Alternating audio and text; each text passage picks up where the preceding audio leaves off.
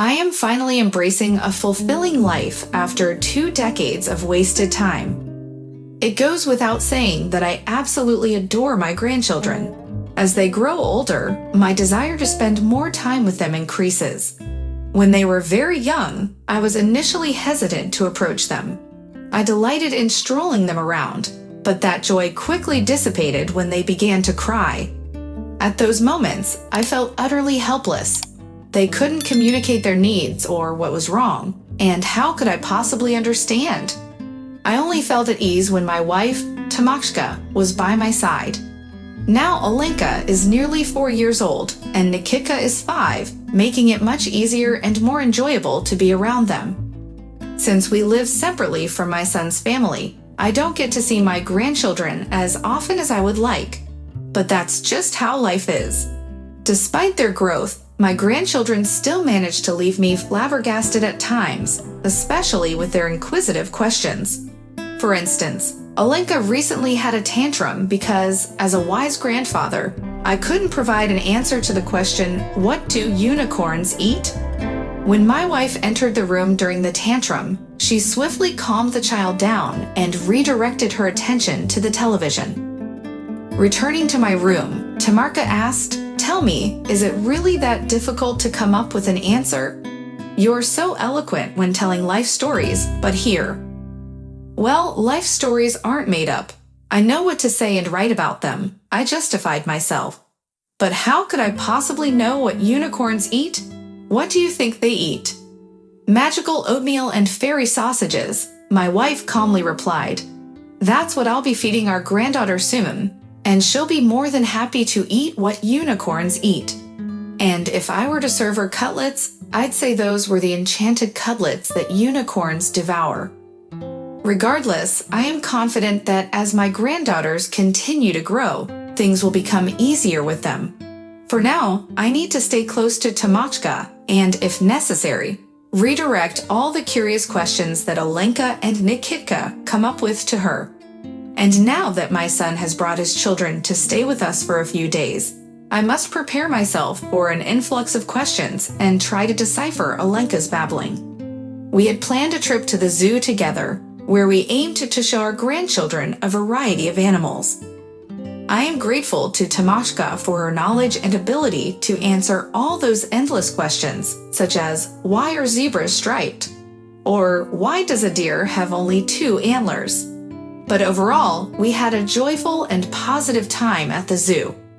When it was time to enter the terrarium, I chose to remain outside, sitting on a bench and waiting for my wife and grandchildren. Apologies, but phobias are phobias. I had noticed a couple with a child among the few visitors at the zoo before, and coincidentally, they ended up on the same path as us. As Tamachka and the grandchildren disappeared through the doors of the terrarium, the couple with the child lingered not far from the bench where I sat. They appeared to be grandparents walking with a child around 9 or 10 years old. They seemed to be over 50. Their deep reverence towards one another and the child caught my attention. I wasn't sure what they were discussing, but the man approached the bench and sat next to me while the woman headed toward the terrarium building. Smiling, I asked the man, "Do you also have a phobia? That's why you didn't go with them." "What?" The man looked at me, seeking clarification. "I mean, do you have a phobia too, which is why you didn't accompany them?" I rephrased my question. "Well, I wouldn't say it's a phobia," the man replied, slightly apologetic. "I just don't particularly like them." "Don't say that," I interjected. "How could you willingly go in there and even enjoy it? They'll take photos and boast about it later, and I'll be afraid to even glance." "You're absolutely right," my interlocutor confirmed. "By the way, my name is Bogdan." "Pleasure to meet you, Petrovich," I said, shaking his hand. "Did you also get the chance to take your grandson out for the weekend?" "He's our son," my new acquaintance responded without a hint of embarrassment. "I apologize. I just assumed." I expressed regret and felt a tinge of shame. "Oh, don't worry. You're not the first," Bogdan replied cheerfully. "And I'm not offended." "Well, you're truly remarkable at such an age," I said, filled with admiration. Since we had broached the subject, it seemed my new acquaintance was inclined to continue. It was evident that he took pride in having a son, regardless of his late arrival. Consequently, after a few exchanges, he began to share his life story with me. Now, at the age of 54, it's almost amusing to recall, though perhaps a little melancholic. In my childhood, a sibling rivalry led to many wasted years, so to speak. I hardly remember my biological father. When I was 8, my stepfather entered our lives, accompanied by his son. Suddenly, my life was blessed with both a father, who proved to be a wonderful replacement, and a half-brother, just a year older than me. They moved in with us into my mother's and my space. However, this didn't prevent my older brother from taking control of everything. Naturally, I was modest and had little say in matters, but my brother, Andrew, was the complete opposite. Even at the age of 9, he exuded authority, assertiveness, and, in some ways, a ruthless egoist. The room that used to be my private sanctuary in our 2-bedroom home now became a shared nursery, and my life was forever altered. I never complained to my mother or voiced any grievances to my stepfather, but my brother's taunting wore me down, not only at home, but also at school. He never dared to treat me that way in front of our parents, but the moment they were absent, the torment began. We grew up, and things began to change, but not necessarily for the better. They shifted to a different plane, so to speak. We developed a sort of competition, except it was Andre who competed, not me. This rivalry intensified during adolescence when girls entered the picture. Even if Andre spotted me with female friends or former classmates on the street, he never missed a chance to belittle and humiliate me. He finished 8th grade and enrolled in a technical college. Naturally, when I completed 10th grade and entered university, he had already graduated and started working. This gave him an advantage. He could treat girls with his own money and such. We still shared the same room. Then, in my final year of college, I fell in love with Albina. She was a modest fellow student who transferred to our university for the last year due to her family relocating to our city. It was my first love, and it felt like it would last a lifetime. I pined for Albina throughout that last year, but I lacked the courage to confess my feelings. Yet it seemed to me that she looked at me in a special way.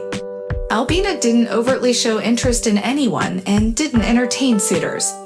As graduation approached, I finally mustered the courage to invite her to the movies. And to my amazement, she didn't refuse. I was overjoyed. We watched a movie, had ice cream, and strolled through the spring park. That's when we bumped into my brother, accompanied by a group of his friends, former vocational school classmates. Of course, he made crude jokes about Albina, emphasizing our kinship, and so on. Thankfully, Albina pulled me along by the hand, leading us further down the park pathway, pretending as if nothing had happened. We sort of continued, or rather, officially started, dating. I envisioned settling down in life and proposing to her. After all, where else would I take her? To the cramped room my brother and I shared?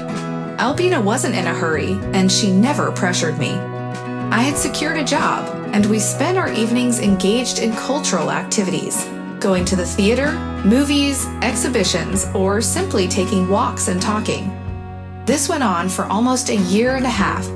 Now, as I tell you this, it all sounds idyllic because I've only shared one side of the story, but there was another, less rosy side to it all. And that other side was Andre.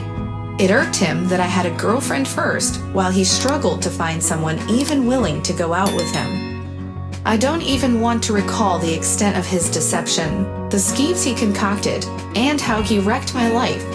But at the time, I believed I could endure and overcome anything fueled by thoughts of the future. Thoughts of a future where Albina and I would be together, free from this cramped apartment and free from my brother. Yet this less favorable side of the story couldn't be complete without something truly devastating, the note from Albina. I went on a short business trip to a nearby region for only 5 days. When I returned, I intended to freshen up and rush to Albina, but my brother handed me an unsealed envelope with an unsigned note inside. I pulled out the note, written in Albina's handwriting, and couldn't believe my eyes. She wrote that she had loved Andre for a long time, that it was time to marry him, that it would be better if I didn't stand in their way, and that it would be best for me to leave, freeing up a room in my parents' apartment. Determined to understand what had happened, I headed toward Albina, but my brother blocked my path. He proceeded to reveal how they had been meeting behind my back, albeit infrequently. He told me that Albina only accompanied me to the theater out of pity, and that she spent nights with my brother. We hadn't reached that stage in our relationship. He continued by explaining that they had a great time while I was away on my business trip. But since I still had doubts, I attempted to leave the apartment and go to Albina. That's when a real scuffle erupted between my brother and me. He was skilled in fighting, while I, as they say, could be easily overwhelmed. Perhaps I landed a few hits, but I bore the brunt of the assault. I regained consciousness in the hospital. It gave me time to think, and I began to recollect and analyze everything. It became clear that my brother was right, that Albina had been with me out of pity. When I lay in the hospital, I realized that she never once came to check on me, further solidifying the truth. But what do you do when you're still left with feelings? There was only one option: to remove myself from their sight and out of their hearts. And so, a few days later, having used my savings, I bought a one-way ticket and headed north. I didn't tell anyone where I was going, but I promised my mother that I would send letters without a return address to assure her that I was fine. I didn't even have the strength to bid farewell in person. I wrote a letter instead. That's how, at the age of 23, I embarked on a harsh life, where it was most challenging to live without Albina. As promised, I sent letters to my mother, but I had no idea about their lives, and to be honest, I didn't want to know. I wasn't ready to read in a letter that Andre and Albina were living happily, or that they had children, maybe even more than one.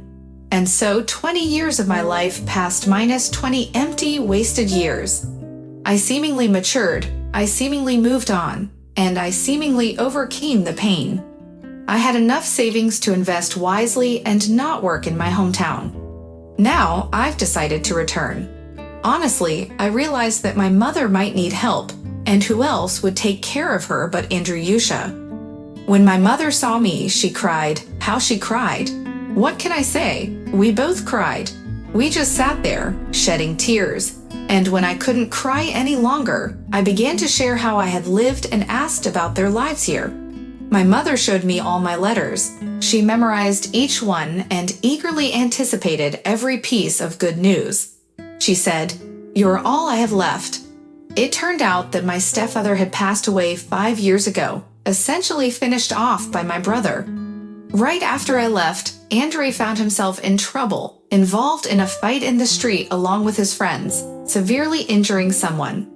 He couldn't escape in time, and as a result, he was imprisoned for robbery. With his third conviction, it seemed my stepfather's heart couldn't bear the weight of raising a killer. But most importantly, my mother told me that my Albina was waiting for me. After Andre's imprisonment, she began visiting my mother. Her initial visit was merely to inquire about my well-being. Albina revealed to me that Andre had caught up with her, wanting to exploit her. She pleaded with him not to do anything, and in response, he said, "Write a letter exactly as I dictate, or I'll."